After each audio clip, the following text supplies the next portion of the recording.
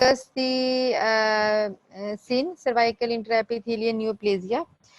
And in this session, we have two topics to discuss. One is cervical cancer and the other is vulval cancer. So there are most of the people are asking the question in Telegram group, what are the sources of cancers? All of the cancers are very beautifully given in strategy. I personally have done all CAs in my exam from strategy. But if you want to do in detail, there are BGCS guidelines. In addition to that, for ovarian cancer, there is a NICE guideline, and for vulval cancer, there is an RCOG guideline. But please remember, you do not need to do cancers in very minute details. Why? Because most of their cancers are managed in oncology centers or oncology units. And in exam, they only want to assess you what you will be doing at the level of ST5, okay, which are mostly the pre-invasive or pre-malignant conditions. So prepare, you should have a very good grip on pre-invasive conditions like endometrial hyperplasia, ovarian cyst, CIN. Okay, so but we are going to discuss the cancer, but not in much detail. I have make the presentation not very long. Can we do them from FIGO? Yes, Sarish, you can. I think don't go in detail in FIGO. Only do the classification and very superficial point that which class needs what treatment. You need to do what in all cancers you need to do. You need to do some important points from epidemiology, like how common in the cancer, in what age group it is most common, and what is the prognosis of the cancer, what are the prognostic factors, what are the risk factors which can lead to the cancer. Because in scenarios, they are only going to ask the stage of the cancer, or you have to diagnose which cancer is this and what could be the treatment according to the stage, or at the maximum the 5-year survival, and nothing more than that. So don't worry about them and don't waste too much time on that. If you have 1 hour, give 25 minutes only to cancer and 75 minutes to the pre-invasive condition of that cancer. Okay, so now we are going to start the cervical cancer. Cervical cancer, I have prepared it wholly from the strategy. So first of all, we will discuss the epidemiology. It is the second most common female malignancy. The first is the breast cancer, and the third most common gynecological malignancy. All of you must be knowing the risk factors for cervical cancer, and you must know it by heart, because you may need to diagnose the cancer giving from the scenario. They will not give you a scenario that the women have the cancer. Sometimes they give you only, we will discuss some scenarios at the end of the session. They are going to give you risk factors, and you have to diagnose how much on the risk she is of having cervical cancer. So what are the major risk factors? There are two major risk factors, the 1 and 2. Early onset sexual activity and multiple partners. The others are parity and early age at first birth. Both are related to squamous cell carcinoma. Azra can't hear me. What about everyone else? Can you hear me? Yes, we are hear you. Okay. Yes, we Okay. hear. Azra, please check your speakers. Okay. So parity, you need to remember parity in early age at first birth only affects the squamous cell carcinoma, not the adenocarcinoma, right? COCs, what about COCs? COCs double risk after 5 years of use. Okay, so COC, when a scenario says COC, it means it increases the risk of cancer. It does not directly increases the risk of cancer. It increases the risk of cancer mostly in a way that if a woman is COC, they do not use condoms. And barrier methods, all of you know, that protect against cervical cancer. So in that regard, COCs increase the risk of cervical cancer. And I have written in point number 6 and 7 about the family history. Azra is asking, क्या ये बगैर voice के होता है? No, Azra, it's not without voice. It is with voice. Munib Khan, kindly guide her. Thank you. Okay, so first degree, if first degree relative have adenocarcinoma, there is a 40 to 70% risk, and a first degree relative has squamous cell carcinoma, there is a 70 to 80% risk. What do you think from this point number 6 or 7? Is it familiar? Is it runs in families? Have you ever heard about it? No. Any explanation for this? No. Paras, yes. Then why they are saying in strategy that there is a risk of having It's not carcinoma? familial carcinoma. Yes. It's not familial, but they have common risk factors like low socioeconomic socioeconomic factors, and probably early Excellent, early excellent, marriage dear. in like Yeah. trans in families. Excellent. So they are the risk factors which runs in the family, like early onset of sexual activity, low socioeconomic class, high parity, right? So that's why the risk increases. Otherwise, cervical cancer is not a familial condition. Excellent. Okay. So now who is going to tell me what are the 2 major risk factors for cervical cancer? I want everybody to participate. Either in chat box or unmute yourself, please. HPV infection and early exposure of sexual intercourse. And early onset intercourse and multiple sexual partners. Multiple sexual. These are the most 2 major risk factors. HPV, Sarish, HPV is the cause of the cervical cancer, not the risk factors. Risk factors are which increases the risk. The 2 most common are related to sexual activity, early intercourse and multiple sexual partners. Excellent, Zoha. Paras. Yes, cigarette smoking is also a risk factor. Okay. Excellent. So we will discuss a little bit about HPV vaccination. HR-HPV is associated with 95% of cervical cancer. It means 5% are still without HR-HPV. The 2 most common HPV viruses are 16 to 18, which cause 70% of the squamous cell carcinoma. And Gardasil is a vaccine which is effective against 4 HPV viruses, and it is highly effective. So in UK nowadays, Gardasil is the recommended vaccination. The vaccination is started from the age of 12 to 13 years in both girls and boys, not in girls alone. Okay, in both 12 and girls and boys. You only need to remember this in HPV vaccination, not more than that. So what are the clinical symptoms? Early invasive, asymptomatic. Most of the cancers, cervical cancers, are diagnosed in a stage, in a cervical screening program, which are obviously asymptomatic. And the other symptoms, what could be postcoital bleeding and intermenstrual bleeding.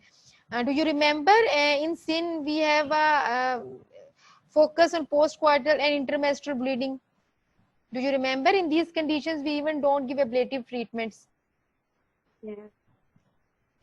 Okay, so the other is persistent vaginal discharge, which could be blood stain, and postmenopausal bleeding. Though postmenopausal bleeding most likely is associated with endometrial carcinoma, but it could be associated with cervical CA, but less common. That's why I have kept it at the end, right? So necrotic tumor, biopsy from edge of the tumor. I think it has been mistakenly written here. So it has been written here. So I will tell you what happens in necrotic tumor when we take biopsy. And it is a necrotic tumor, then usually the biopsy is taken from the edge of the tumor. Why? Because the central area is necrotic and it does not have a viable tissue. So you misdiagnose the patient as not having cancer. So in necrotic tumor, please remember to take the biopsy from the edge of the tumor. So what are the symptoms of the cervical cancer? Intermenstrual bleeding. And intermenstrual bleeding. Okay, and Postcoital and intermenstrual bleeding. Foul smelling vaginal discharge. Yes. Yes, and postmenopausal bleeding. Postmenopausal bleeding, it could be. Okay. Ma'am, can I ask a doubt? Yeah, sure. Actually, it's in the first slide. We said that it is It's related to, sorry? The first slide. It was the second most common female malignancy, but third most common gynec Your malignancy. voice is broken. It says that the second most common female malignancy, but Yeah, yeah. third most common gynec malignancy. Uh, how does it become like that? Yeah, the second common female malignancy, the breast cancer and then the cervical cancer. But among the all gynecological cancers, endometrial, ovarian, and then the cervical cancer. So how does it become the second Just a most minute. common female Just a malignancy? minute. So we were at the point of stage, clinical symptoms, and then staging. How to do the staging? From here, the important point starts, which comes most of the time in these scenarios. So you should know how to stay in early stage disease, which is microscopic. You need pathological examination. Obviously, on histopathology, you will diagnose, and the imaging techniques. In the late stages, you need to do the examination under anesthesia, cystoscopy, which would be done by a gynecological oncologist and clinical oncologist, both of them, and MRI for parametrium and pelvic and para-aortic lymph nodes. Remember always that in cervical CA, you go for MRI, okay? And remember in the way that the large CAs require CT scan and the small ones require MRI. Like a cervix is a small part. So MRI is needed. Ovary is a large part. Ovarian carcinoma spreads in the whole of the abdomen, and in that case we need CT scan. Okay, so cervix for cervix and uterus, for both MRI is needed for staging. Now we are moving to staging. So I have divided the whole staging in 3 parts. Stage 1 is the most important from all the 3 parts. Why? Because most of the scenarios comes through this. Sometimes you have to diagnose the stage 1 in your setups, and then you will refer them to oncology center. So what is stage 1? Stage 1 carcinoma is strictly confined to cervix. If whatever the size of the scenario, if this says it has not gone beyond the cervix, then it is stage 1. And stage 1 is further divided into stage 1A and 1B. Okay, so what happens in 1A? 1A is diagnosed by microscopy, and the 1B is diagnosed by clinically. So this is the difference between, both are confined to the cervix, but 1A is diagnosed only on microscopy because the microscopic lesion, but 1B you can say with the help of by naked eye. So what happens in 1A? 1A is further divided into 1A1 and 1A2 on the basis of the size of the tumor.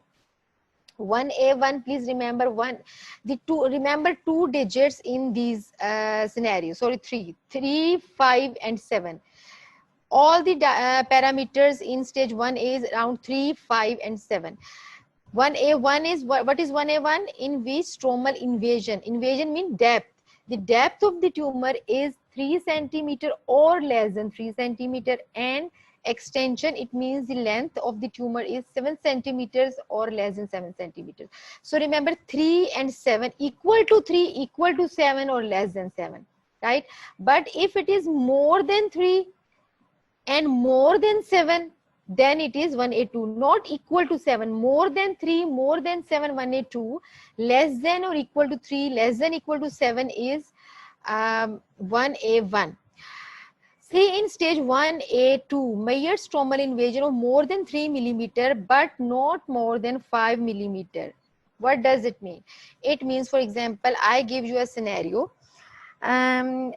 The scenario says that the cervical patient having a cervical lesion which is in extension 8 millimeters, and in its depth is 7 millimeters. How would you stage the cancer? Extension 8 millimeters, and depth 7 millimeters. 1B1. Ma'am, Who 1B1. will tell me? 1B1.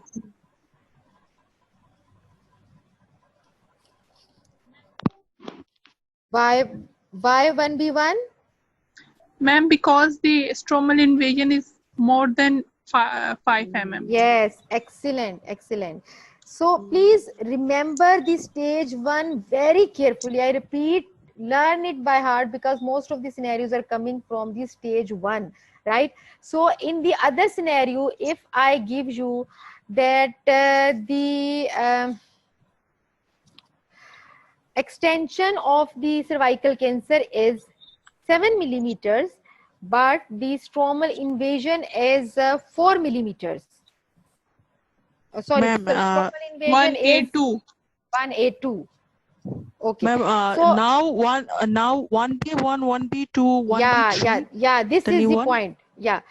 There is a scenario in the strategy in which they say that the invasion is I don't remember exactly. It was like 3 or 4, 4 or 5, but the extension was 7. Though we have read in this scenario that equal to 7 is 1A1, but in that scenario in strategy they have classified as 1A2. So it means you need to focus more on the depth of the invasion. If the depth of the invasion falls within the stage 1A2, then you will call the stage 1A2 irrespective of the extension, if it is 7 or less than 7. For example, if the scenario says the depth is 6 or 7, sorry, extension is 6 or 7, but the depth is 4 or 5, then you will say it is 1A2, right? Because it is as such given in strategy. They have not mentioned in classification, but there is an MCQ in strategy about it. Ma'am, Is in the it new clear? classification, they are not taking the Okay, horizontal ma'am. extension. No, this is the new classification, dear. It is 2019, and now we are going to follow it. Even the lateral extension is not mentioned, ma'am, now. Is it still mentioned? The extension, it's a lateral extension. Extension 7 mm is a lateral extension. No, only the depth is mentioned in the new classification, right? The lateral extension is not considered, right? In 2019, I think both are mentioned.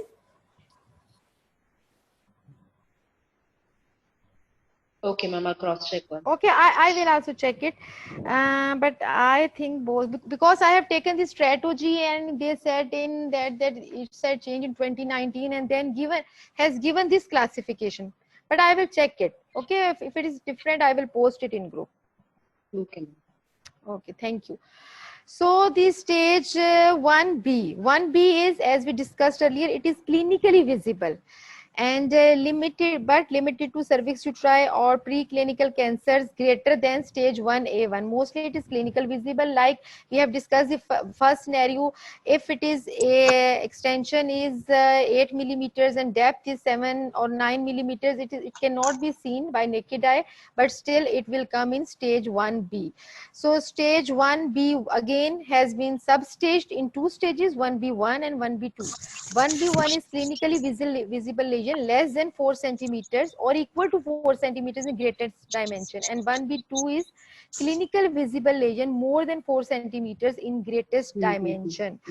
So remember, like from the start, the pattern always the lower stage has the equal value, equal to 4, equal to 3, equal to 7, and the higher stage has always the more value, not equal.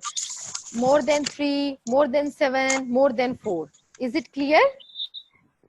Ma'am, I think the new classification has 1B1. Am I clear? Ma'am? Hello, ma'am? Yes, yes. Ma'am, the newer classification, I think, has 1B1, 1B2, and 1B3 also. The CS Cervix 2018 FIGO classification. This is now the new classification is 2019, dear. Because FIGO, you are saying, well, 2018 was the last classification they came out with, ma'am. No, 2019 is the last classification. Just a minute, I will check again. Hold a minute.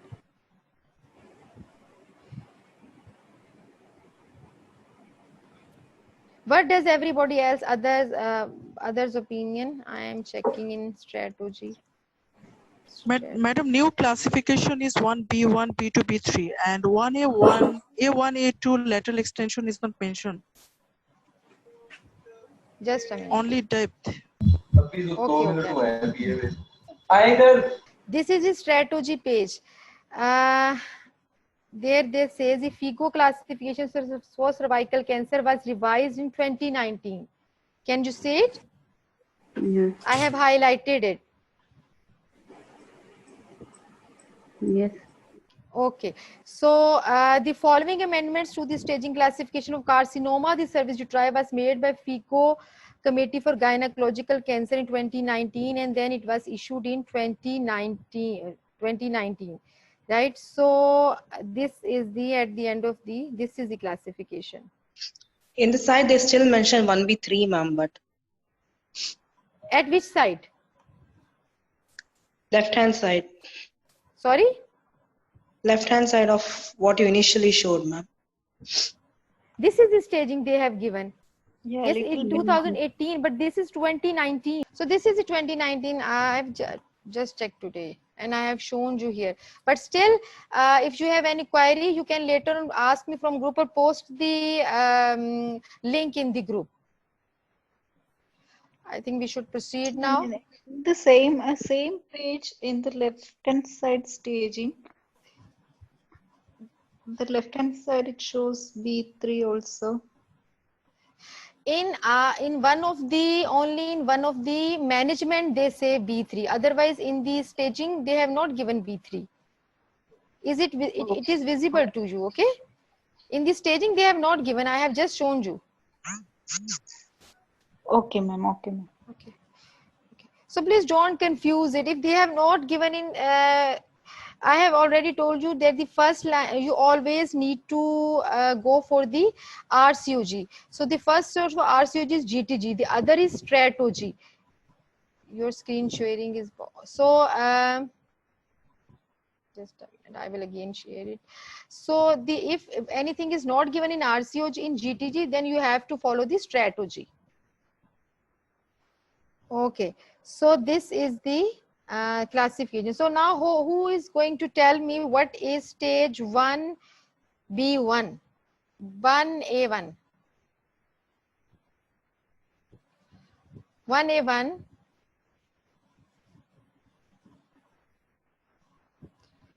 Who is going to tell me? 3 mm or less than 3 mm or 3 mm depth, and extension 7 mm or less than 7 mm. Okay. And where are other people? Please in chat box let me know. And what is the stage 1? Yes. Ma'am, depth of inversion is less than 3 mm and extension is less than 5 mm. No, 7 mm. Equal or 7 less mm. than Equal 7 or mm. 7 then less 7 mm. Okay. And what is stage A1, A2? Ma'am, in 1A2, the extension is less than 7 mm and invasion is more than 3 mm, but not more than 5 mm. Yes. And what is in stage 1B1? In 1B1, this include the preclinical lesion which is more than 1A2. Yes.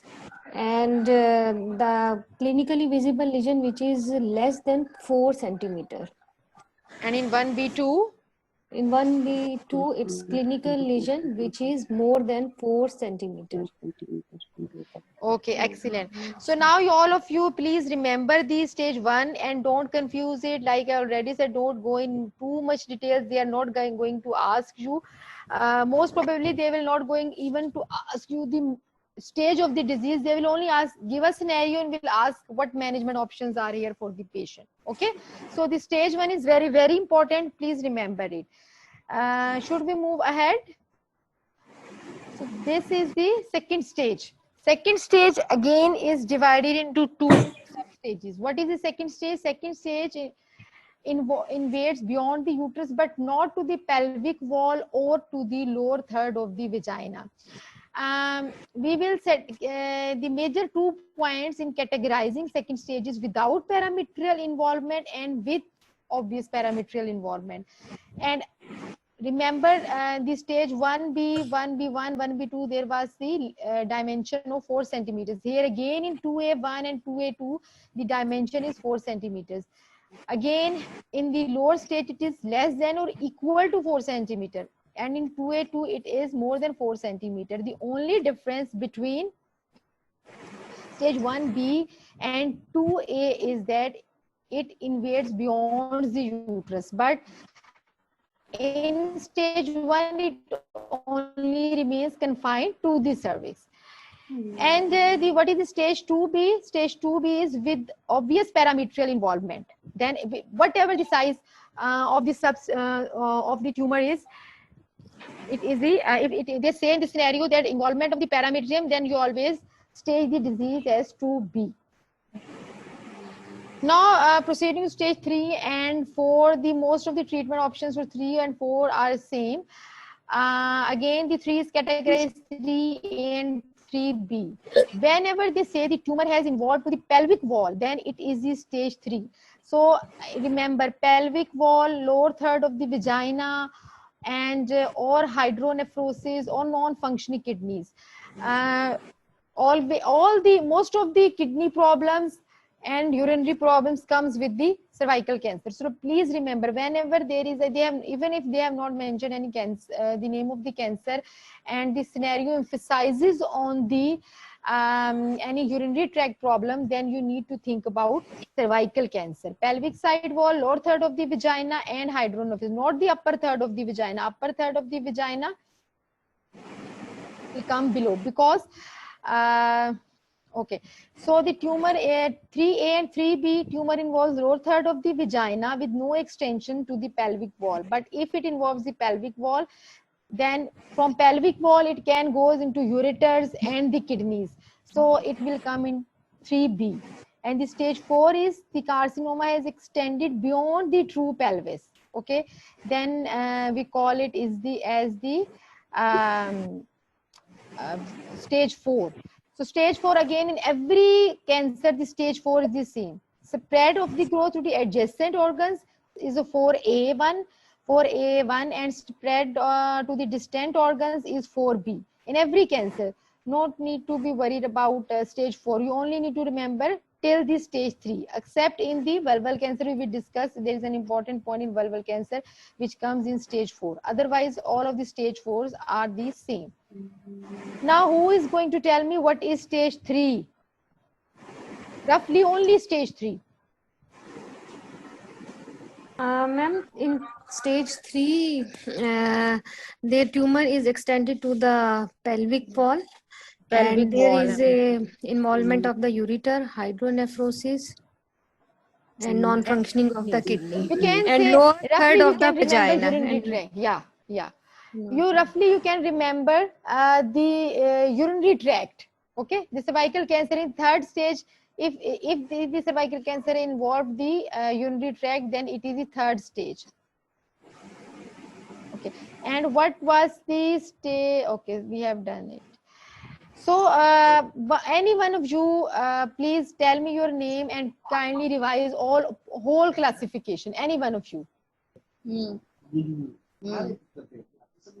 State your name and start revising, please. Or should I ask someone myself? Okay, ma'am, I will try. Yes, Paras? Yes. The FIGO classification of cervical cancer in stage 1, it is further divided. Tumor is confined to the cervix, and it is further classified into 1A1, where the tumor invasion of the tumor is equal or less than 3 mm, and horizontal extension is less than 7 mm. And then yes, equal or less than. Then in 1A2, the tumor invasion is more than 3 mm but not more than 5 mm, and horizontal extension is less than 7 mm. And then stage 1B, Horizontal it's extension is more than 7. Yes. more than 7 Excellent. mm. Yes, yes. And in stage 1B, it's further divided into 1B1 and 1B2. In 1B1, it's more than preclinical lesion, which is more than stage 1A1, 1A2, and all the clinical lesions, which is confined to the cervix, is less than 4 centimeter. In 1B2, the tumor size is more than 4 centimeter. Then in then in stage 2, the cervical cancer is extended beyond the uterus, but it not involve the lateral pelvic wall.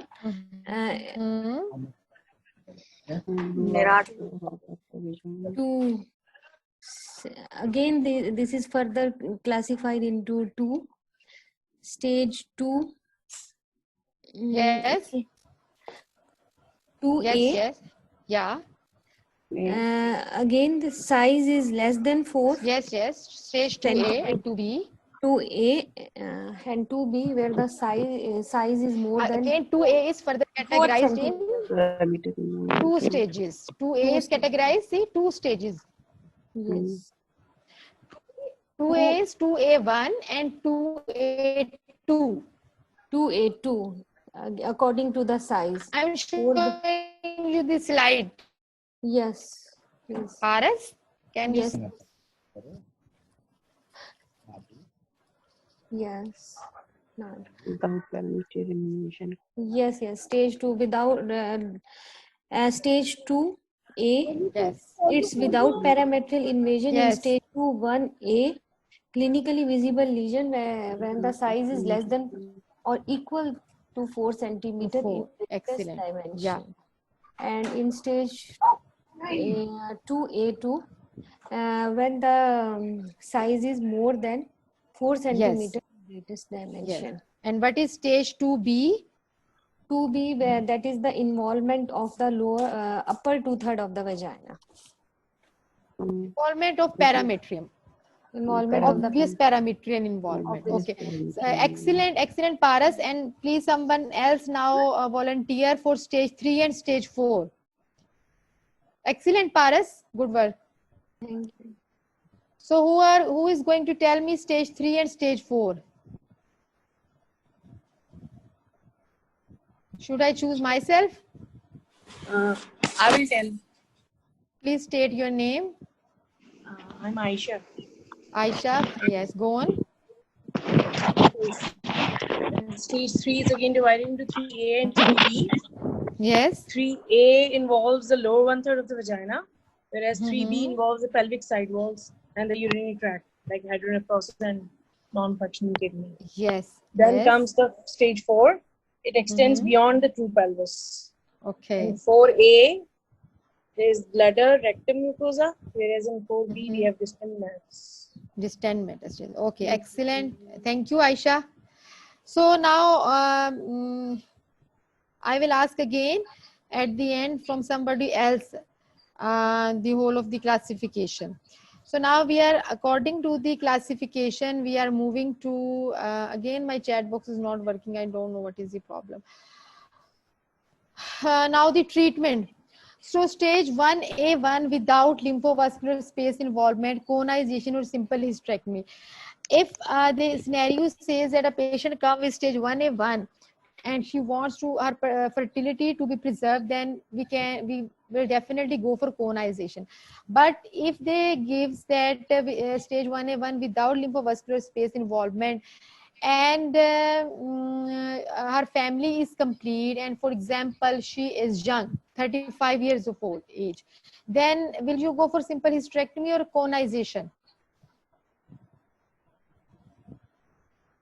Ma'am, hysterectomy.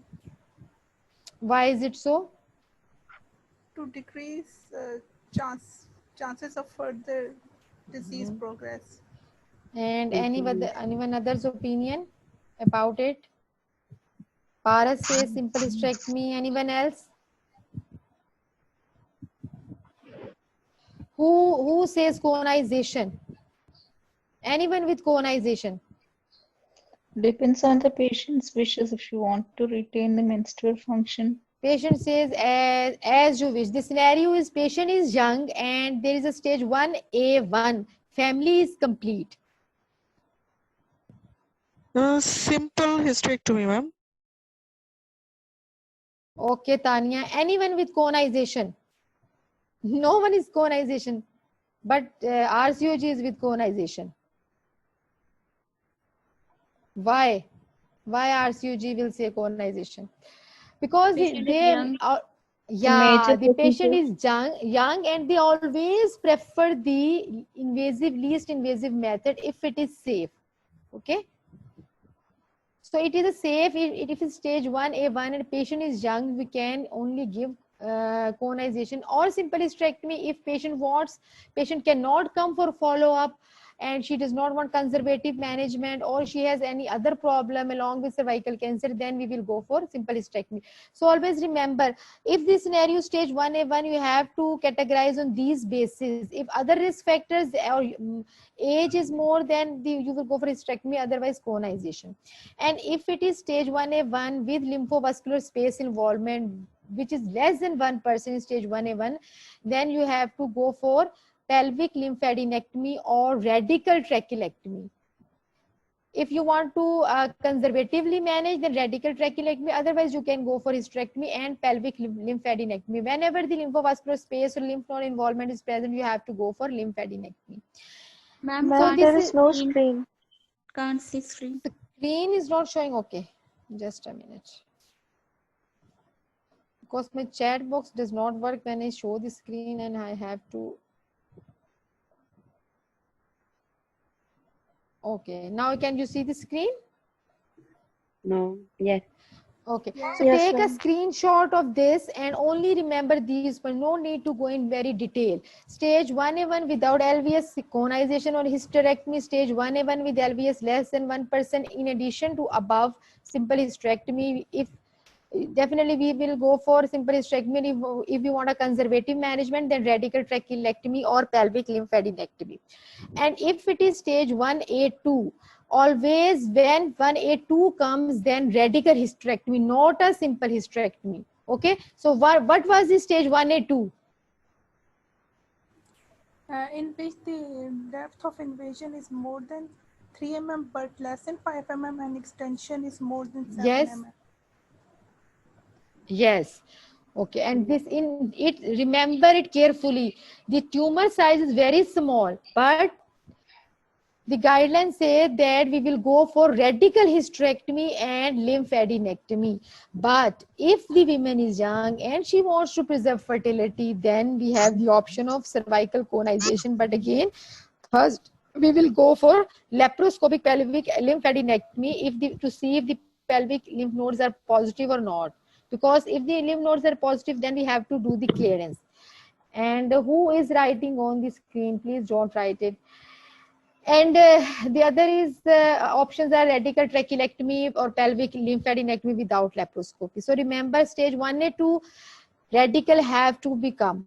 But if the fertility, she wants fertility, then we can go for cervical conization, pelvic lymphadenectomy, radical trachelectomy, or laparoscopic pelvic lymphadenectomy. All these are options for fertility preservation. And if the stage 1B1, then type C or type 3 radical hysterectomy plus pelvic lymphadenectomy. In stage 1A2, it was type 2. In stage 1B1, it is type 3. And if you want to preserve the fertility in 1B1, then we have to see the size of the tumor. What is the criteria for 1B1? It is a macroscopic lesion with Less Could be macroscopic, could not be macroscopic.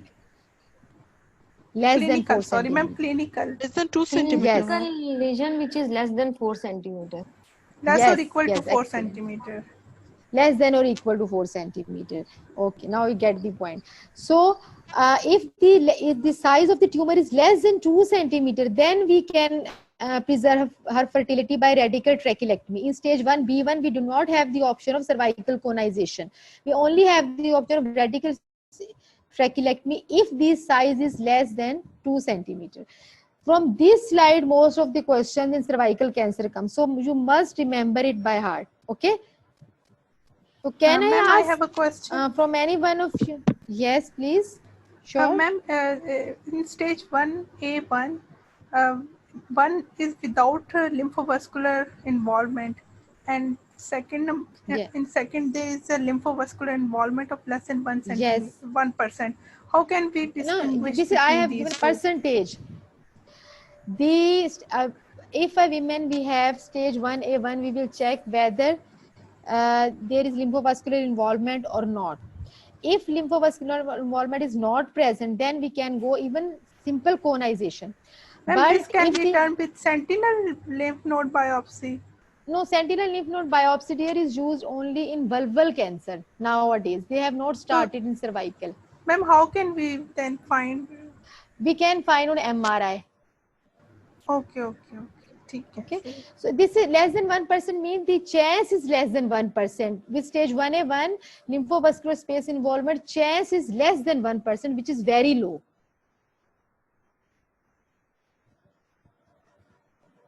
Is it clear? Yes, ma'am.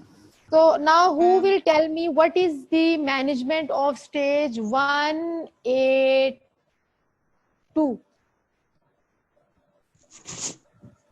Radical hysterectomy with lymphadenectomy. Type 2 radical hysterectomy. With Sorry, lymphadenectomy. tell me again, what is stage conservative. 1A2? Radical, which Radical hysterectomy with 1A2, pelvic lymphadenectomy. which type of radical hysterectomy? Modified radical hysterectomy. Type Yes, 2. modified type 2. Yes. And if you want to preserve fertility, then what? Radical trachelectomy, Laparoscopic laparoscopic pelvic lymphadenectomy. lymphadenectomy, and then conization. Conization, yes. Yes, Gulshan, you are right. I have to stop screen share again just to see in the chat box. So I will again share. Yes, Paris type 2 conization. Okay. So what about stage 1B1? Standard treatment for stage 1B1. 1B1, if less than 2 centimeter, then for fertility Standard preserving. treatment. Standard treatment. Surgery. Radical hysterectomy. Type C radical Yes. hysterectomy. Plus? Pelvic Lymphadenectomy. Yes. Pelvic lymphadenectomy. Pelvic lymphadenectomy. And if she wants to preserve fertility, If lesion less than 2 centimeter, then only radical hysterectomy plus laparoscopic lymphadenectomy. Yes, Tanya, excellent. Excellent. Okay. So now who is going to tell me the management of stage 1A1 without lymphovascular involvement? Simple, just conization. Conization and simple hysterectomy. Okay. And what if there is a lymphovascular involvement? Then type 2 radical hysterectomy plus pelvic lymphadenectomy. Stage 1A1 with Simple lymphovascular hysterectomy. involvement. Radical trachelectomy. Yes, if she wants to preserve fertility. And Simple lymphovascular hysterectomy. and Pelvic lymphadenectomy. yes, because lymph nodes are positive, na? Okay, excellent. So we have done this. Now we will start from stage 1B2 to stage 2A1. We can offer the surgery or radiotherapy from stage 1B2 to stage 2A1 depending upon the condition of the patient. But from stage 2A2, which is more than 4 centimeters, to stage 4A, which is metastasis to neighboring areas, chemoradiation. And in stage 4B, in which the tumor has spread beyond the pelvis in distant metastasis, then we will give chemoradiation or palliation depending upon the management. So most of the times from stage 1B2, we have to give radiotherapy. But we can consider, depending upon the condition, surgery still 1B2 to A1. Not after that. Is it clear? Yes, So ma'am. when they say this, these are all the advanced tumors. So when they say advanced tumor, most of the time you have to choose radiotherapy. If they want you to choose surgery, then they will say the patient's performance status is very good, nutritional status is good, patient would be young, and she will have no other comorbidity. Then you have to choose the surgery only in stage 1B2 to stage 2A1, otherwise not. So you have done surgery, then what will be, this is the all treatment you needed to do in cervical cancer, not more than that. If you do the practice MCQs from genuine books, which have recognized from the RCOG or the STRAT-OG or the ERP course of the enhanced revision program, someone if have the MCQs, and the strategy in the examination section of the strategy, they have given the scenarios, then they will not ask further from this. Please do not waste time very extensively on the cervical cancers. Only take screenshots of these slides and only do these treatment options. Don't go into detail. So what is the follow-up the same for the all cancers? Remember, 3 to 4 months for the first 2 to 3 years, 6 monthly for the next 5 years, and then annually for the rest of the life. For cancer, the follow-up is for whole of the life. 3 to 4 months, 2 to 3 years, 6 monthly, 2 times a year in next 5 years, and then annually for life. At each visit in follow, what will you do? You will take history and examination. And what about investigations? Will you go for imaging in follow-up?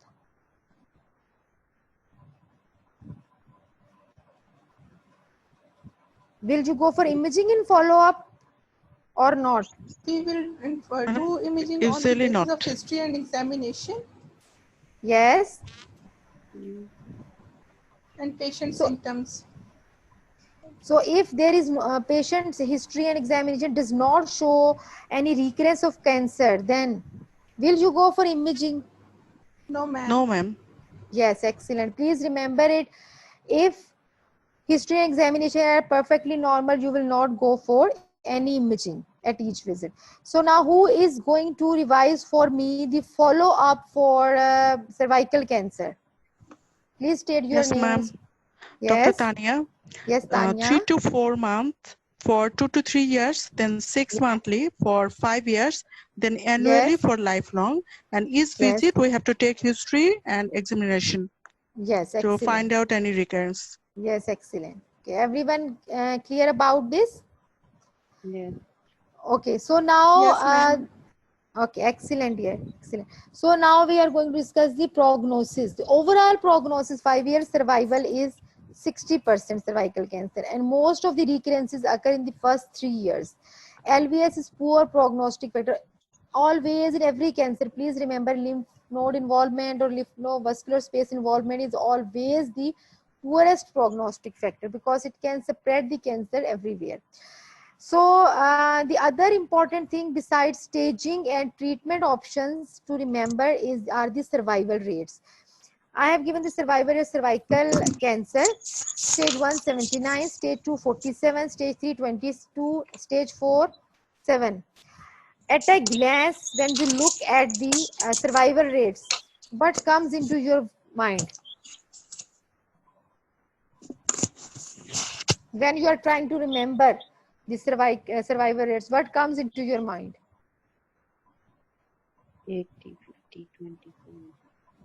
Rule of 2. Rule of 2. 7, Yes, 22, yes, 47, the 80. word, the digit 7 comes very much in cervical cancer. That's how I remembered it.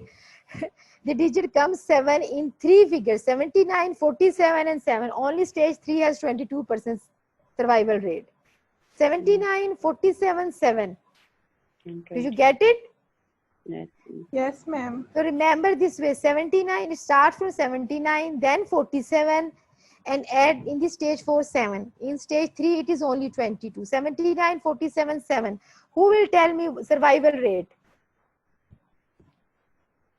Ma'am, stage 1 79, stage 2 47, stage 3 22, stage 4 7. Okay.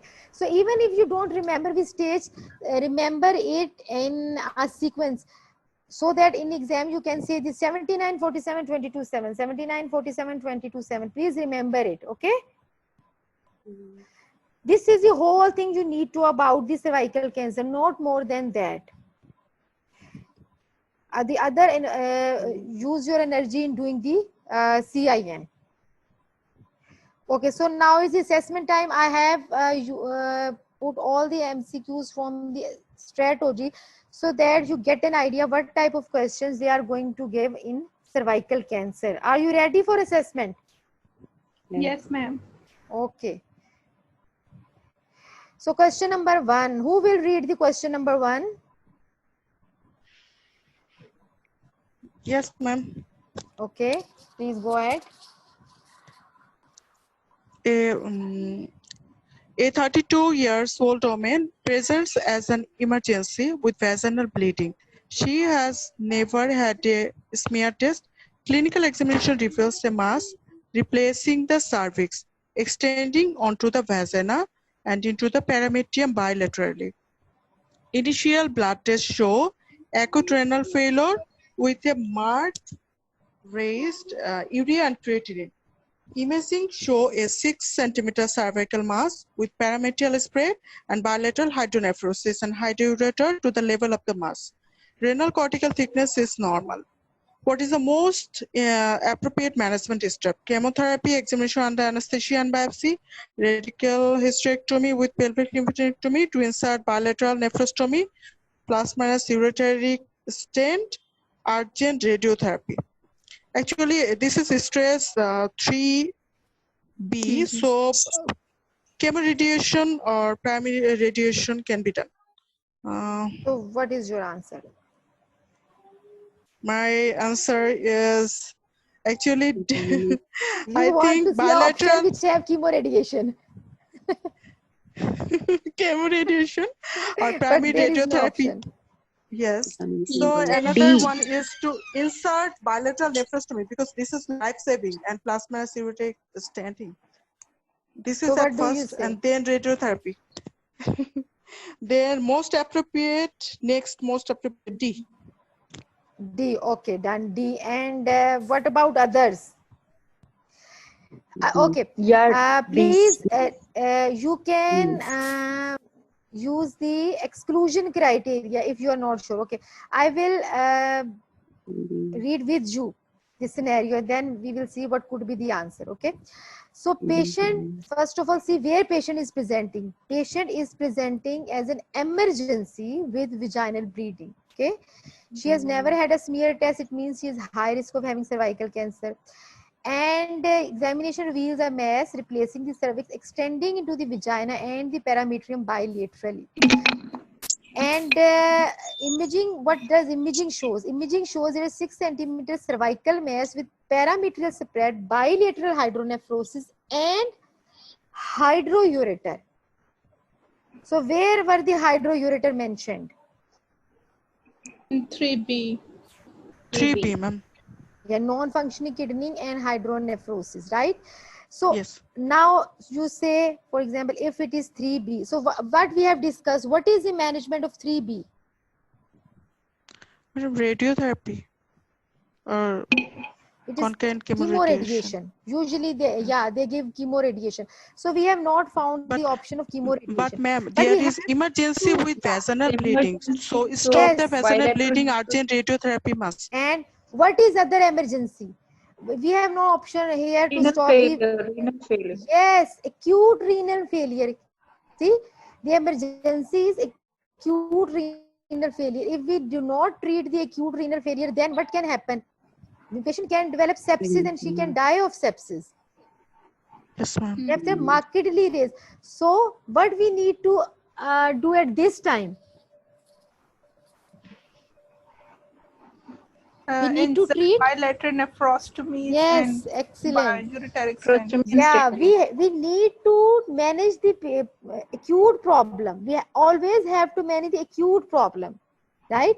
So if they want you to manage the vaginal bleeding, they must have given her vitals are dropping, or she is excessively paler, or there should be an option here which would stop vaginal bleeding. There is no option here which would stop immediate vaginal bleeding. They want you to choose the answer bilateral nephrostomy, the ureteric stenting, because they say the acute renal failure, you have always to manage the acute condition first, then you can go for the standard management of the cancer. If you go for radiotherapy or chemotherapy, they will not relieve her renal failure immediately. It will take some time. Yes, patient cannot tolerate. Yeah, patient cannot tolerate. So this is how the RCOG works. The answer is D. Anyway, you have got the right answer. Thank you, ma'am. So please keep your mind and eyes open.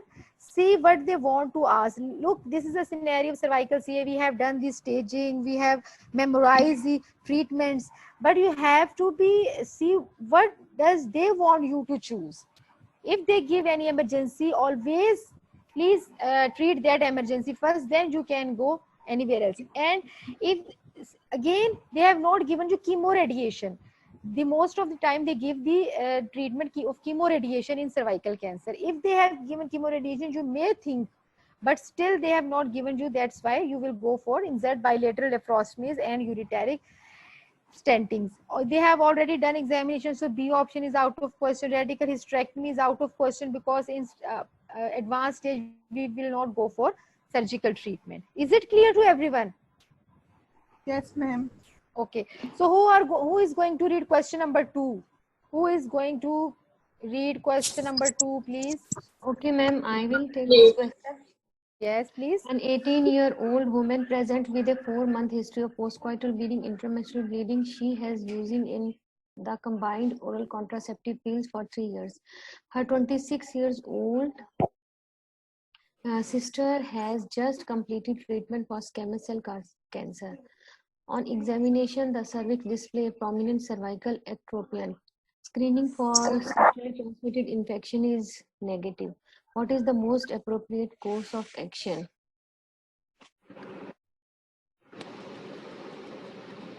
All of you, please read this question very carefully and enlist what are the risk factors for cervical. Are there any risk factors of cervical Yes, cancer, and what are these? she is 18 years old, younger age, Yes. and has a history of postcoital bleeding and intramenstrual bleeding.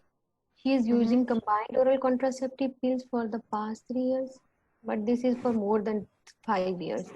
Yeah, excellent. And, yes, and her sister has also completed treatment of cervical cancer, squamous cervical cancer,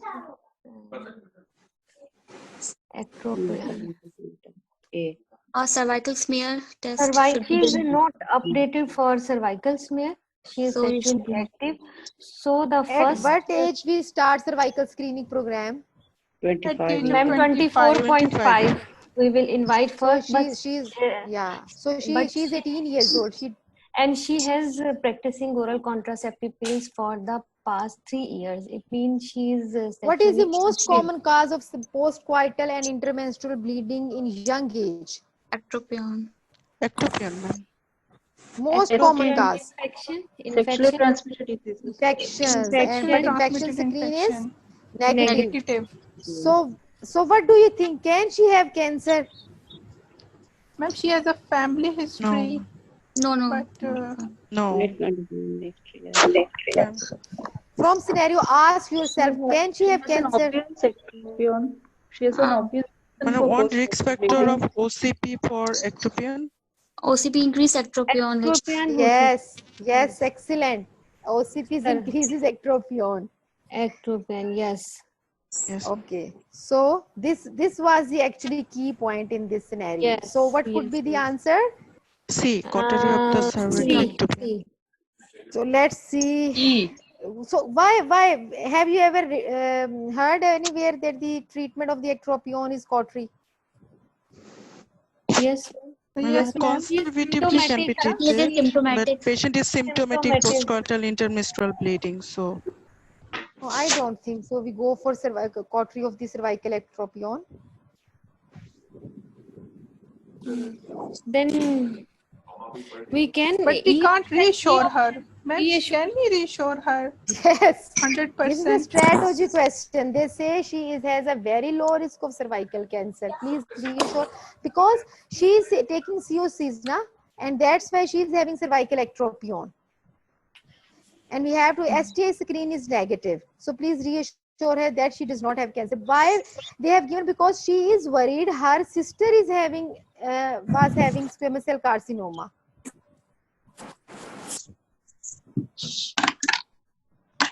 Okay. Yes, ma'am. Now understand the whole scenario. Yeah. Very tricky. So that's why I always say yes, they are tricky, but keep your eyes. Okay. If you can't see answer, please try to rule out a cervical smear test. We don't need a cervical smear test in 18 years old, but especially even if the guideline, if they say if you suspect that abnormal cervix and women is having cervical cancer, then you will go for colposcopy, not for cervical smear test. Okay. Cervical smear test is only a screening test. If you think that it is a cancer, you will not go for a smear test. Urgent referral to colposcopy from the scenario doesn't look like she is having cancer. Cautery of the cervical ectropion, they don't do cautery of the cervical ectropion. Cervical biopsy, obviously, cervical biopsy, next step of the colposcopy. If you are not going for colposcopy, how could you go for cervical biopsy? And the only remaining option is reassuring that does not have cancer. The problem in MRCOG is most of the time, because we practice different and we study different. And most of them, it happens with me that logically when I think of the guidelines and their material and which answer comes, my heart does not agree with it. So every one of you, I was also like this. I have never ever, the first time when I did this strategy, I was so much depressed because every other question was wrong, because I was not thinking about what they have written. If they have never written anything, where have you read cautery of the cervical ectropion? I have not read. I think I have not even read ectropion for MRCOG. Ma'am, I have not read, but I have seen our professors doing this. Yeah, yes, our professors, in our practice, we have seen that yes, our professors are Practically we do my own professor do this. In our hospital, still there is a routine. Though I have objection in multiple times after doing MRCOG, but nobody listens. But they only want to hear what they have told you. And let me tell you, even in some of their hospitals, they don't do the exact which is written in guidelines. When you will, this is the recommendation. Sometimes they also deviate from recommendation depending upon the protocol of the unit. But in exam, they want to tell the answer what is given in the recommendation. When inshallah you will pass this exam and go to part 3, then you will see the whole scenario changes. Then you will have to learn their practices in part 3. Okay, but not in part 2. In part 2, your guideline is your holy book. Whatever they say, you have to do. If you have not, whenever you have to choose answer, you have to look carefully. Have you ever read this treatment option for this condition? If no, please don't write it. Okay. So always from this question, remember, whenever you suspect a cervical cancer, you can never go for cervical smear test. Cervical smear is a screening test. If you suspect a cancer, if the scenario says the abnormal cervix showing invasion or cauliflower-like growth, then you go for colposcopy and biopsy, not the smear test. Even if you suspect a cancer, you will go for colposcopy and biopsy. So in this question, there could be two options, two answers. Either it's a cancer, you have to say either it's a cancer or it is not a cancer. If it is a cancer, you have to go for colposcopy. If it is not a cancer, then you have to reassure us. But if they have not given the screening for sexually transmitted infection is negative, and in these options they give STI screening, then you will always, in young women, especially less than 25, you will go for sexual transmitted infection. The reasons of starting screening after 24.5 years is the same, because less than 25 years, most of the abnormalities are self-limiting and they cure themselves. And they always try to be least invasive. They don't want NHS to overburden. especially financially. Is it clear? Okay. Yes, ma'am. Okay. So who is going to read the next question?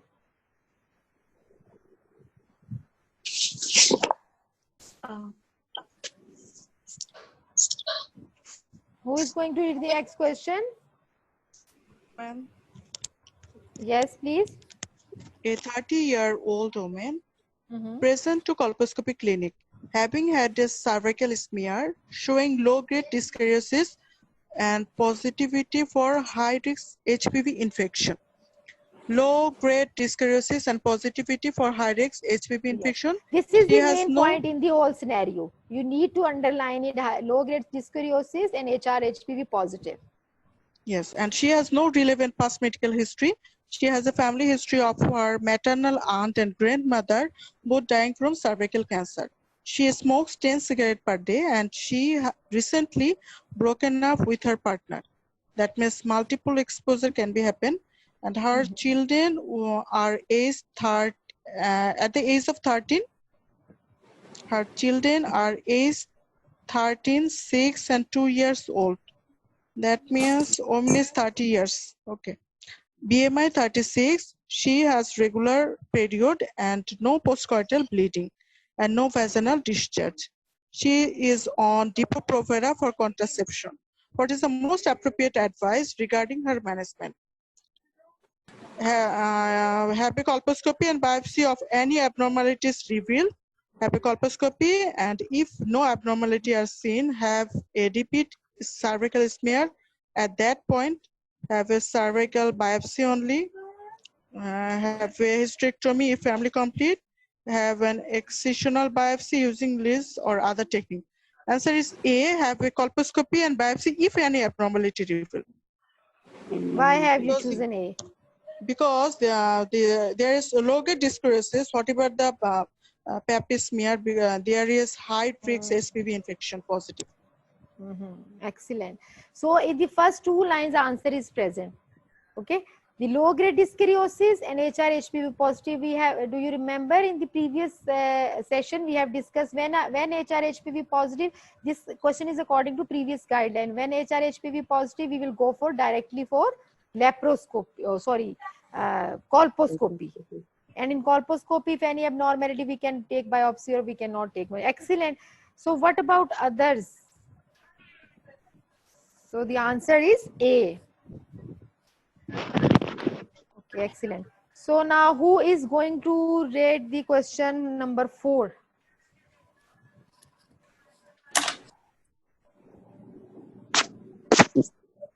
Very small question. Who is going to read Ma'am, it for me? Ma'am, in the previous question, if there is no abnormality revealed, what to do? What about option B? Just a minute. I will. In the previous question. Yeah.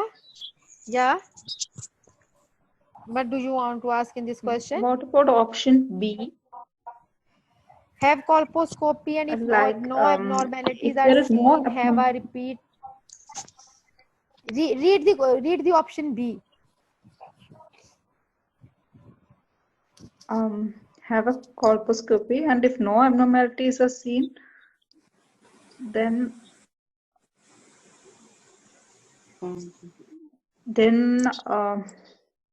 repeat HR-HPV at 1 year. Option B, have a colposcopy and if no abnormalities, then have a repeat cervical smear at that time. Do you remember the CIN guideline? Anywhere they have written that if after colposcopy immediately you can go for cervical smear? No. When is the test of cure is done?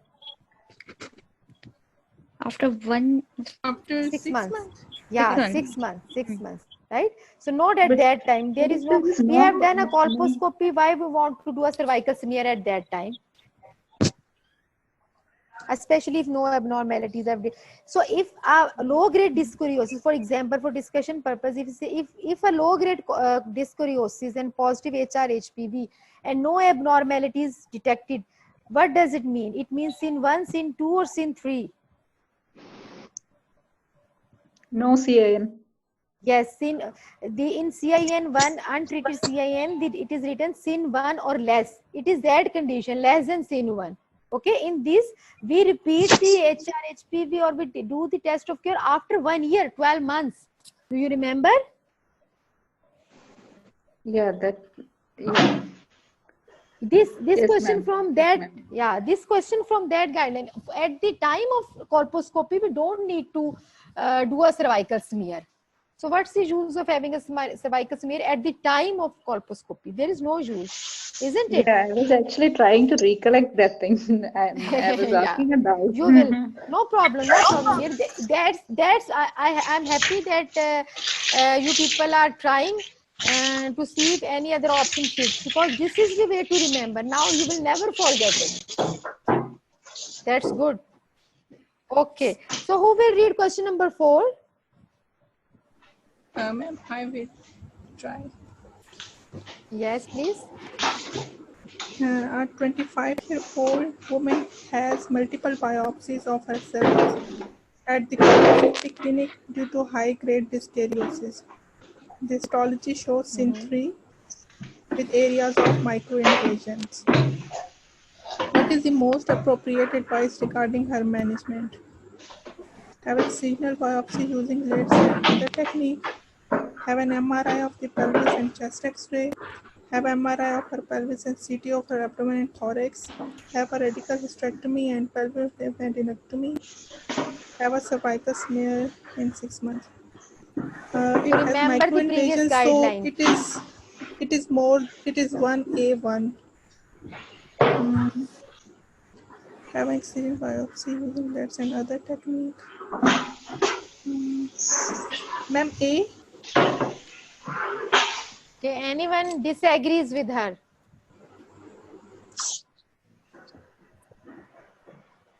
Anyone other than A answer?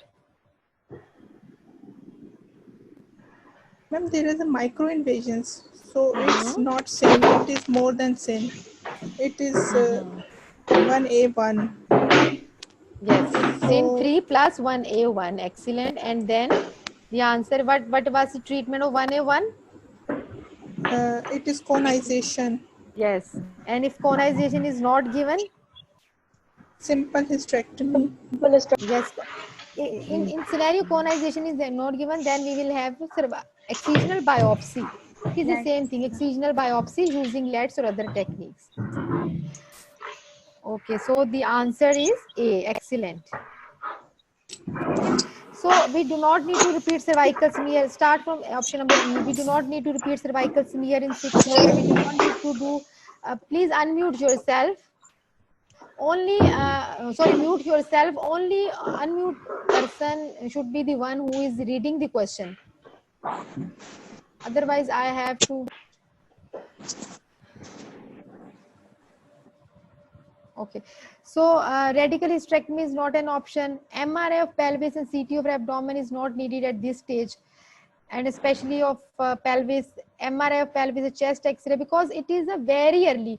Some areas show SIN3 and some areas show microinvasion. We need to give treatment at this stage. Okay, so it will be excisional biopsy using LEDs or any other technique. So who is going to read question number 5?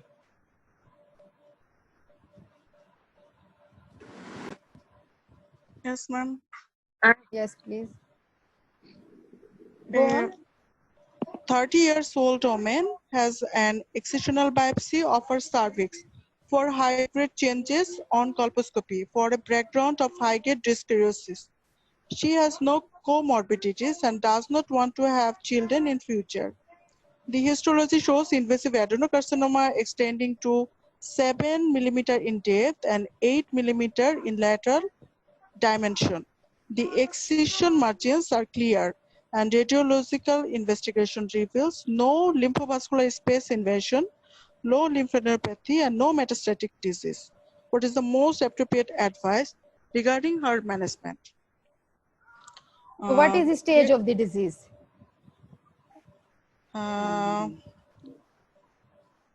Extending to 7 mm in depth.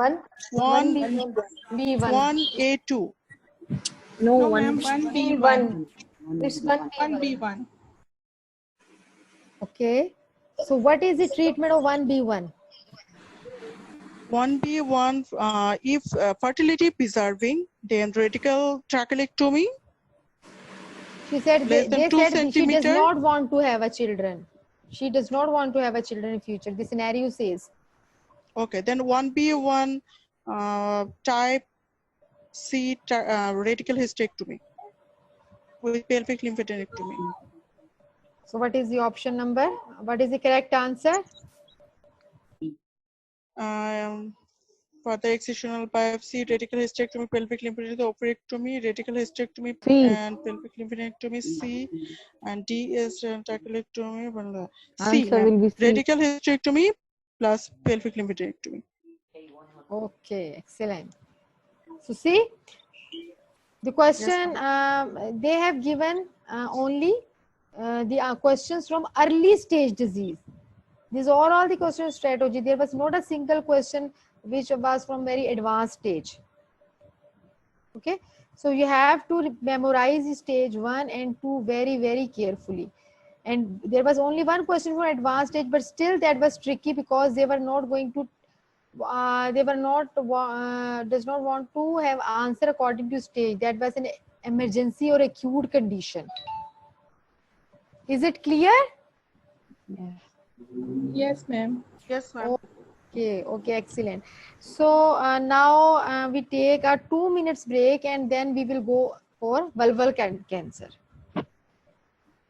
But before the start of vulval cancer, I will again ask the classification of the cervical cancer. So our next topic is vulval carcinoma. Okay, so anyone have you previously done vulval carcinoma?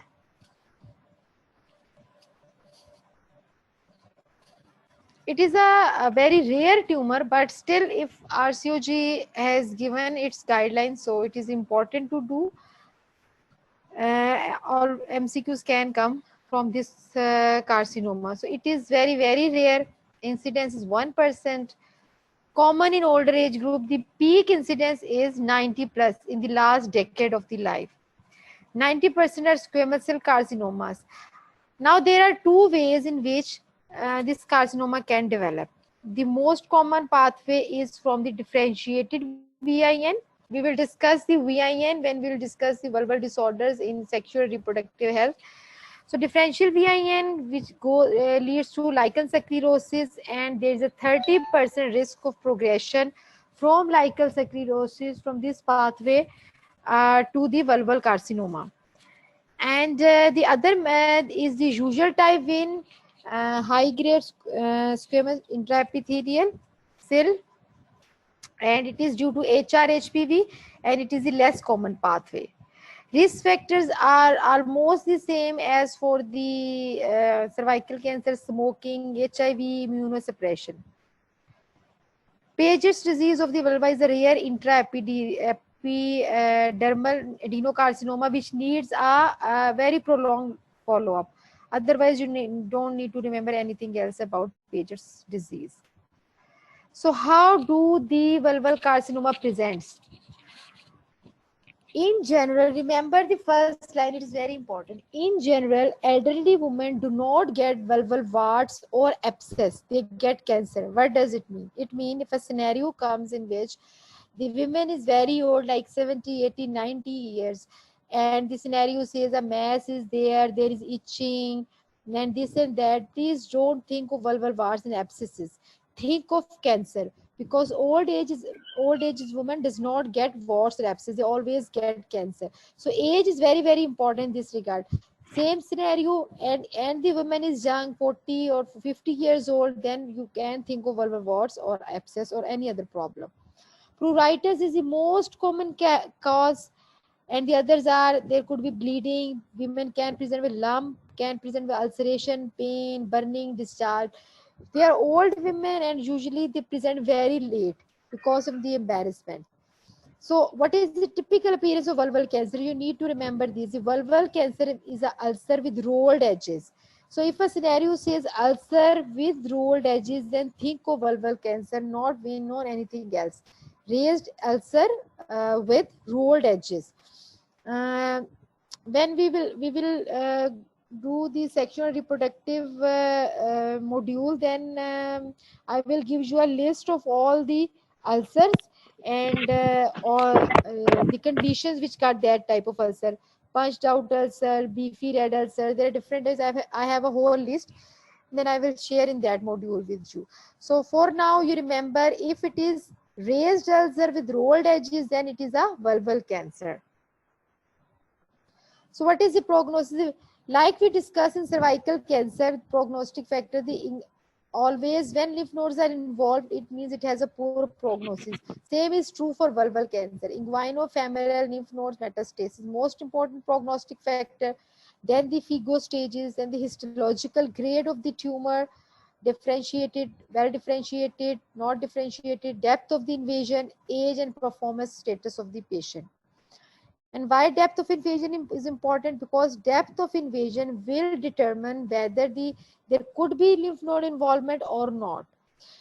To give an example, I have written the point number 1 and 2 here. If the depth of invasion is 1 and 2 millimeter, then the lymph node involvement is 8%. But if the depth of invasion increases from 2 to even 3, then the lymph node involvement increases from 8 to 3. So it is very important. Two factors are very important from prognosis: inguinofemoral lymph node metastasis and the depth of invasion of the tumor.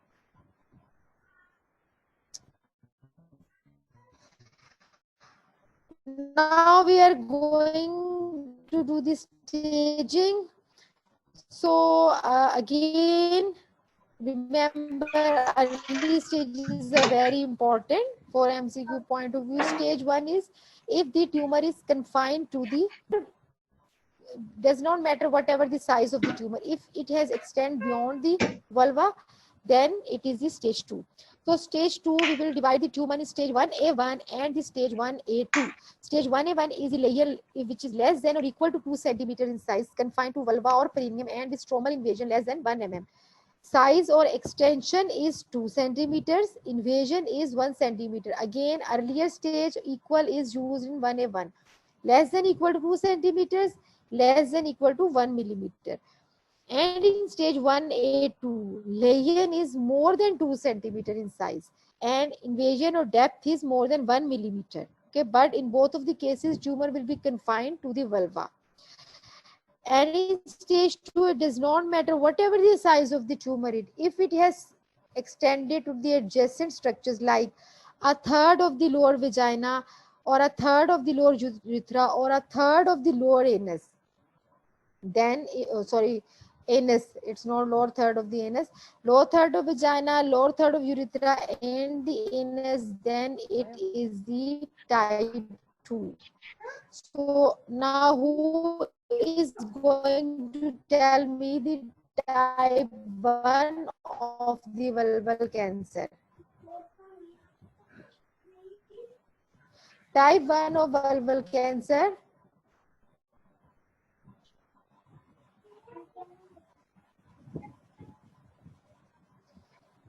Anyone who is going to tell me vulval cancer?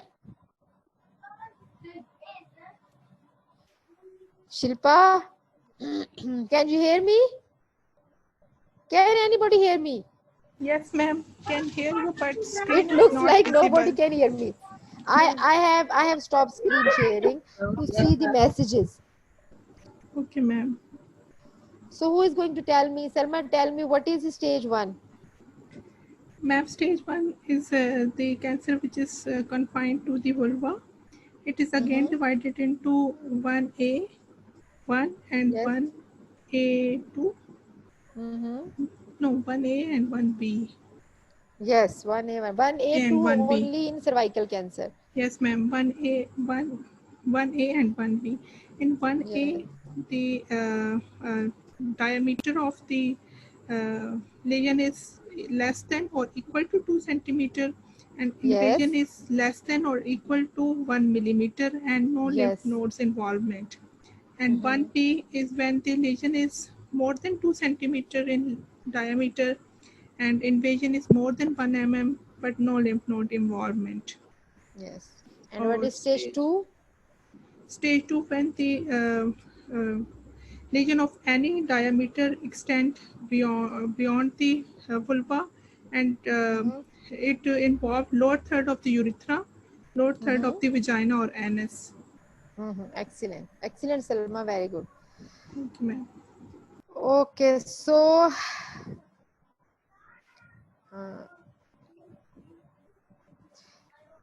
this was the stage 1 and 2. So now we are going to stage 3. Stage 1 and 2 clear to everyone? Yes, so stage 3. Stage 3 is tumor of any size with or without extension. So size of the tumor was only important in stage 1, not after that. After that, size is not important. In stage 3, size of any tumor of any size with or without extension to adjacent perineal structures, a third of the lower urethra, a third of the lower vagina with positive inguinofemoral lymph node. The only difference between stage 3 and stage 2 is inguinofemoral lymph nodes are positive. If it is not positive, then stage 2, and if it is positive, then it is stage 3. So stage 3 is wide stage. It has been again divided into 3 categories, 3 substages: 3A, 3B, and 3C. First of all, remember 3Cs. 3C is different from all of this, with positive nodes with extra capsular spread. If this scenario says that the positive inguinofemoral lymph nodes with extra capsular spread, then the stage will be 3C. So, and if the lymph nodes are positive and they are not spread beyond the capsule, then we have to see the number and the size of the lymph node. So first of all, remember number. From stage 3A to 3B, look at the numbers: 1 lymph node, 1 to 2 lymph nodes, 2 or more lymph nodes, 3 or more lymph nodes, right? In stage 1 or 2, in 1 with 1 lymph node, in 2, 1 or 2 lymph node. And 3B1 and 3B2, there is a word of more is used: 2 or more, 3 or more. Any number more than 2, any number more than 3. Okay, is it clear? The number 1 to 2, then in 3B 2 or more, and 3C 3 or more. 2 or more, 3 or more in 3B, and 1 or 1 to 2 in 3A. So if now come to the size of the lymph nodes. In all of the scenarios, in the first small stage or earlier stage, it is 5 millimeter or more. And in the advanced stage, though the stage is advanced, but the size of the lymph node is smaller, less than 5 mm. Again, more than equal to 5 mm or less than 5 mm. So if the lymph nodes are less, the size will be more. And if the lymph nodes are more, the size will be less. Is it clear to everyone? Yes. Yes, ma'am. So if the lymph nodes are more, the size will be more or less? Less. Less. Less. And if the lymph nodes are less, then the size will be More. more. It's vice versa. Okay. So in 3A and 3B, what is the number of lymph nodes? 3A and 3B. 3A1 or 3AB 1 2? 3A 1 or 2 1 lymph and node, 3B 2 to 3. Yes. And in 3B1 and 3B2. 3B1 and 3B2. 3 2 or or more. more and 3 or more. Excellent, excellent. And what is the stage 3C? Extracapsular. Extracapsular. extracapsular spread. What is the stage 3C? Extracapsular stage.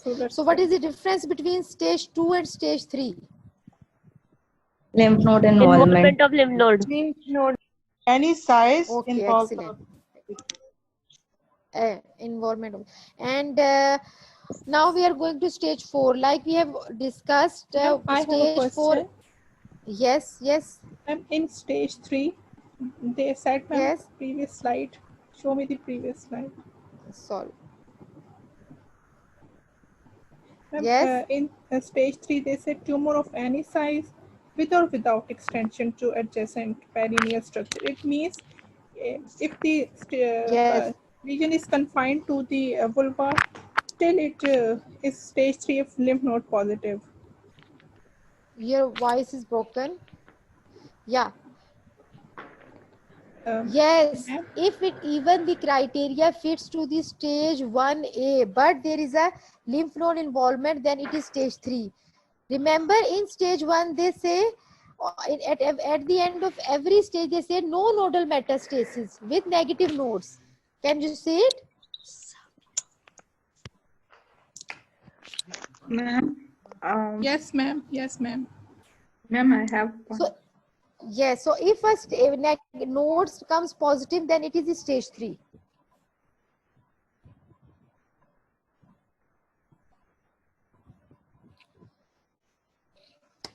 Hello, is it clear?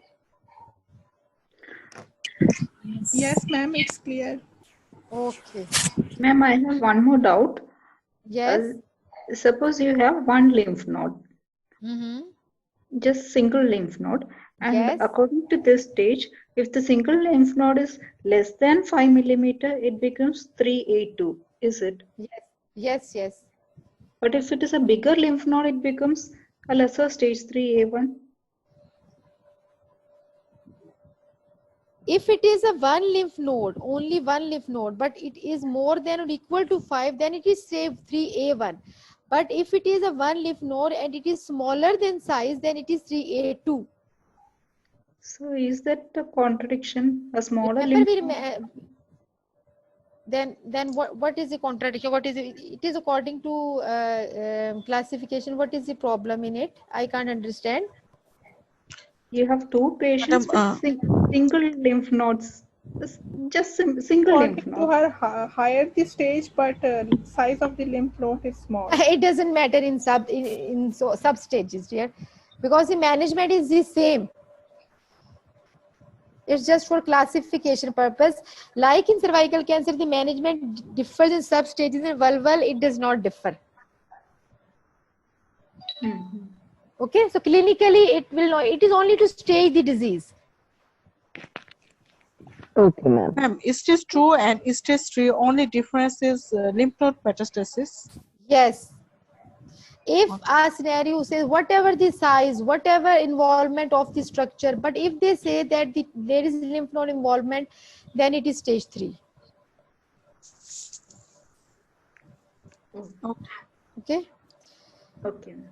Okay. So in the stage 4, stage 4A, as we have previously discussed, it is the involvement of the adjacent structures, and stage 4B is any distant metastasis. Okay. So stage 4A is tumor invades any of the following: upper urethra, vaginal mucosa, bladder mucosa, rectal mucosa, or pelvic fixed to pelvic bone. And 4A2 is fixed ulcerated inguinal lymph nodes. So what was the stage of extracapsular lymph nodes? 3C. 3C. And what is the stage of fixed or ulcerated inguinal lymph nodes? 4A2. 4A1. 4A1. Okay. 4A2. 4A2. 4A2. Inguinofemoral lymph node. Yes, yes. And if the urethra, vagina, and what was the stage if the lower third of the vagina is involved? Lower third vagina, lower third urethra. It's 2, stage 2. Stage And 2. if the Without upper nodal. 2/3 urethra and upper 2/3 vagina is involved, then what? It's 4. Stage 4A1. Yes. It's Yes. 4A1. And if any pelvic lymph nodes are involved, pelvic lymph nodes are 4B. come in 4B. 4B, which is distant metastasis. Okay. So 4B is any distant metastasis, including pelvic lymph nodes. Okay. So before going to survival rates, I think we will discuss the investigations. So at every vulval case, you have to do the biopsy before diagnosing the cervical cancer. Oh, sorry, vulval cancer. Whatever the scenario, doesn't matter how much clearly it is showing that the women has a vulval cancer, still you have to take the biopsy to make sure of it. Okay, and the biopsy is always incisional. Incisional means you have only to take the biopsy for the diagnostic purpose. You will not remove whole of the lesion, because if you remove whole of the lesion, her staging will be changed. So take an incisional biopsy where area of the skin where there is a transition from the normal to abnormal epithelium. It means the biopsy should contain both of the areas, normal and abnormal. And after taking the biopsy, and then you will go for pre-operative imaging, CT or MRI, depending upon the scenario, for lymph node assessment, and chest X-ray or CT to see for the distant metastasis. So the most important point in whole of the guideline is about the biopsy, which should be incisional. Please remember it. RCOG has focused and have given very much importance to this point. Okay, so what is it? What are the treatment options for it? In vulval cancer, the main treatment option is surgery. What is the other cancer in which the main treatment option is surgery? Endometrium and Ovarian. Ovarian cancer, breast because you cancer. have to do the debulking. If you have done a very good debulking, there is a higher chance of survival. Okay, but the most important tumor in which surgery is most important is the vulval. Surgery is the mainstay of treatment. And what do? You do a radical wide local excision of the primary tumor with a minimum margin of 15 mm normal tissue. In the sample, there should be a 15 mm of normal tissue. And when do you give adjuvant radiotherapy? Adjuvant presence of extracapsular spread in the involved groin node. That was the stage. What was the stage for extracapsular spread? 3C. Okay. 2 or more positive groin lymph nodes, and the treatment. Okay, the 2 points for adjuvant radiotherapy. You have done the surgery, and now you have to give adjuvant radiotherapy if the spread was extracapsular and if the nodes are 2 or more. And the radiotherapy will be given to the groin and the pelvic lymph nodes. When there is a very That less means, role madam, of, if lymph node is involved, then we have to give adjuvant radio. Yes, 2 or more lymph nodes or extracapsular spread. Okay, and when do you give neoadjuvant therapy? One of the indication I have written, if surgery is likely to result in sphincter damage. If tumor has spread to sphincter, then you don't want to destroy the sphincter because it will increase the morbidity for the patient. You can go for neoadjuvant radiotherapy. And remember, in